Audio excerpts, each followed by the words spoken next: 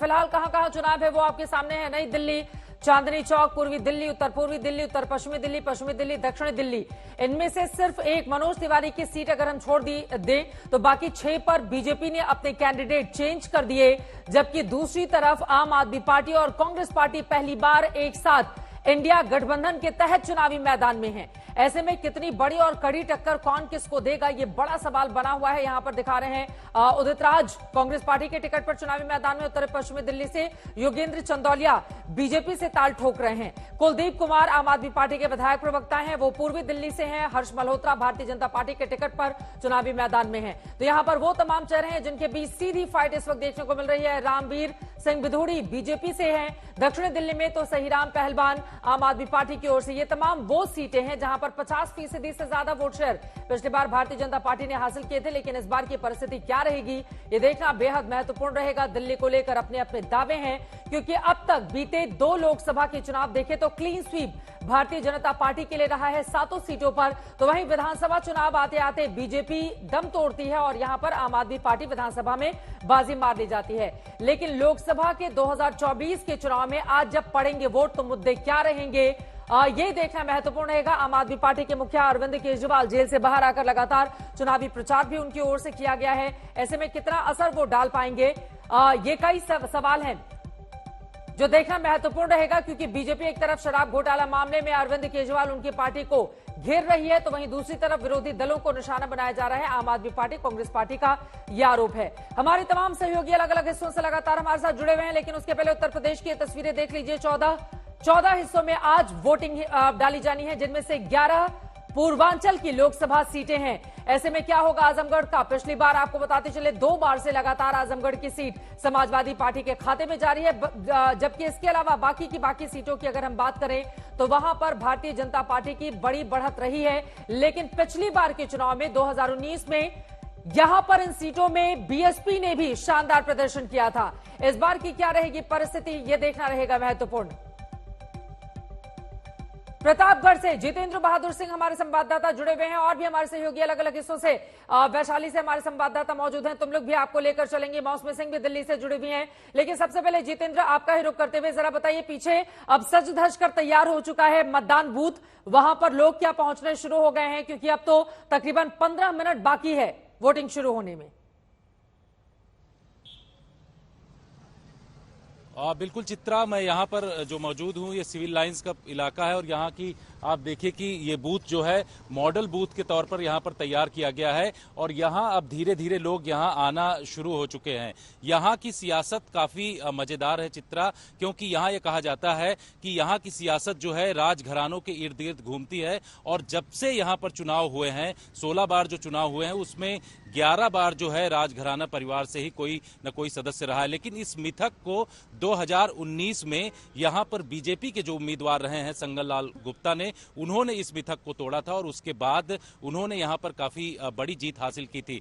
अब की बार जो है वो सियासी समीकरण अलग तरीके के हैं, क्योंकि जो यहाँ एक बड़ा फैक्टर राजा भैया का माना जाता है प्रतापगढ़ में और इसके आसपास के जो संसदीय क्षेत्र हैं उसमें प्रतापगढ़ के लिए जो राजा भैया का फैक्टर कहा जा रहा है कि उन्होंने शुरुआत में तो ये कहा था कि वो किसी पार्टी की तरफ नहीं जाएंगे, लेकिन बाद में कहा कि जनता जिसकी तरफ जाना चाहती है, जिसको वोट करना चाहती है वो वोट कर सकती है। क्योंकि यहाँ पर अगर राजपूत वोटर्स की बात करें तो करीब करीब 2,20,000 के आसपास हैं, जो काफी डिसाइसिव फैक्टर के तौर पर यहाँ पर काम करते हैं। हालांकि मैं आ रही हूँ आपके पास, संबित पात्रा की तस्वीरें आ रही हैं पुरी से, चुनावी मैदान में है। पिछले बार का चुनाव वो हार गए थे, लेकिन इस बार प्रधानमंत्री नरेंद्र मोदी ने भी पुरी से संबित पात्रा के लिए रोड शो किया है। ये तस्वीरें आपके सामने हैं, पूजा पाठ करते हैं, बहुत बड़े सारे मंत्र भी संबित पात्रा को याद रहते हैं। फिलहाल इनकी प्रतिष्ठा दांव पर लगी हुई है। इस बार की परिस्थिति क्या रहेगी ये देखना महत्वपूर्ण रहेगा। लेकिन ये तस्वीरें आपके सामने हैं। सुबह सुबह एक तरफ बांसुरी स्वराज को हमने देखा पूजा पाठ करते हुए, अब पुरी में संबित पात्रा यहाँ पर पूजा पाठ करते हुए दिखाई दे रहे हैं। आपको बताते चले कि विधानसभा सीटों पर भी आज ओडिशा में यहाँ पर वोट डाले जाने हैं। ऐसे में बेहद महत्वपूर्ण है, भारतीय जनता पार्टी की लगातार कोशिश है कि पिछली बार के मुकाबले ज्यादा से ज्यादा सीटों पर वो जीत हासिल करे। खासतौर से संबित पात्रा राष्ट्रीय राजनीति में प्रवक्ता के तौर पर उन्होंने अपनी जगह बनाई, जिसके बाद उनको उत्तर पूर्वी इलाकों की जिम्मेदारी सौंपी गई।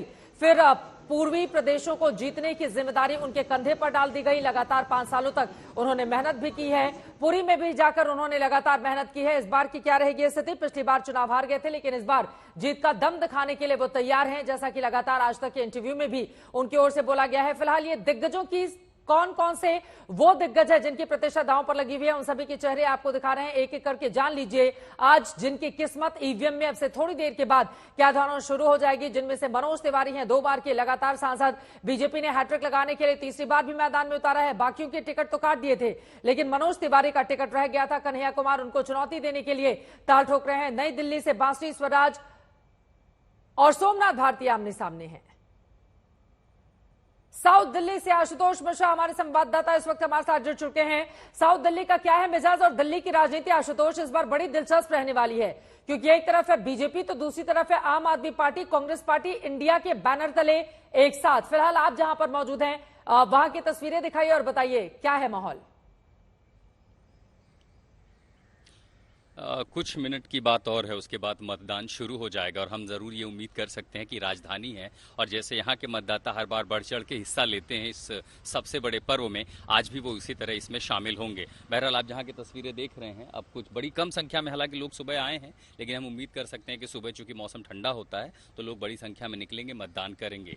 दक्षिणी दिल्ली सबसे महत्वपूर्ण होती है क्योंकि दरअसल ये वो लोकसभा क्षेत्र है जहाँ पर ग्रामीण आबादी भी है, जहाँ पर गुर्जर बहुल मतदाता भी है और इसीलिए आप देखिए कि बीजेपी ने लगातार 2 बार रमेश बिधूड़ी को टिकट दिया था, लेकिन इस बार उनकी जगह चेहरा बदल दिया गया है। तो उसी जातीय समीकरण को देखते हुए आम आदमी पार्टी ने अपने विधायक सहीराम पहलवान को उतारा मैदान में। हाल ही में अब आप देखिए कि बहुत सारी परिस्थितियां बदली हैं। सचिन पायलट गए दक्षिण दिल्ली में चुनाव प्रचार करने के लिए, उन्होंने यहाँ पर आक्रामक चुनाव प्रचार किया और उसके साथ साथ बिल्कुल आपने जो जिक्र किया इंडिया अलायंस का कि 2014-2019 आम आदमी पार्टी और कांग्रेस अलग अलग चुनाव लड़ती रही, तो जो एंटी बीजेपी संभावित वोट था वो बट जाता और वो बटा हर बार। हालांकि 2019 में इसके बावजूद भी अगर दोनों साथ आते तो भी बीजेपी का मार्जिन ज्यादा था, लेकिन इस बार ये जब भूमिका तय की गई कि एक गठबंधन बन रहा है तो दिल्ली सबसे महत्वपूर्ण हो जाती है और ऐसे में जो एंटी बीजेपी वोट अगर वो डिवाइड ना हो, यानी बीजेपी के ही फॉर्मूले पर एक सीट एक उम्मीदवार का फॉर्मूला हो, तो जीत का रास्ता निकल सकता है। और इसीलिए देखिए कि धुर विरोधी आम आदमी पार्टी कांग्रेस एक साथ आए, इंडिया गठबंधन बना और उसके बाद जब सीटों पर सहमति बनी तो 3 सीट जो है कांग्रेस के हिस्से में आई, 4 आम आदमी पार्टी। यहां तक कि दक्षिण दिल्ली जो लोकसभा सीट है वो भी आम आदमी पार्टी के हिस्से में है और इसीलिए ये कोशिश की जा रही है कि जिस तरह से चुनाव प्रचार आक्रामक चला, जिसकी दिशा भी बदली जब अरविंद केजरीवाल को जमानत मिली, तो जाहिर है अलग अलग मुद्दों पर दोनों पार्टियों ने, बीजेपी ने भ्रष्टाचार करप्शन के मुद्दे पर घेरा तो केजरीवाल ने खुद को, आम आदमी पार्टी ने केजरीवाल को ही मुद्दा बना दिया। यहां तक कि सबसे दिलचस्प नारा यह दिया कि अगर 4 तारीख को नतीजों में इंडिया गठबंधन जीतता है तो 5 तारीख को उन्हें जेल नहीं जाना पड़ेगा, उन्हें वो जेल से बाहर आ जाएंगे। तो देखिए मतदाताओं पर इसका असर कितना हुआ है, ये देखना महत्वपूर्ण रहेगा। लगातार इमोशनल अपील यहां पर की गई है अरविंद केजरीवाल की ओर से, लेकिन बीजेपी वार करती हुई कह रही है कि घोटाले के वो आरोपी हैं, बेल पर बाहर आए हैं। अब किसकी बातों का ज्यादा दम दिखेगा, जनता को करना है इसका फैसला। कुल मिलाकर दिल्ली की ये जो चुनावी राजनीति है वो बेहद दिलचस्प हो चली है। पिछली 2 बार से क्लीन स्वीप बीजेपी के लिए रहा है, लेकिन इस बार मुकाबला कड़ा और बड़ा राजधानी दिल्ली में दिखाई दे रहा है।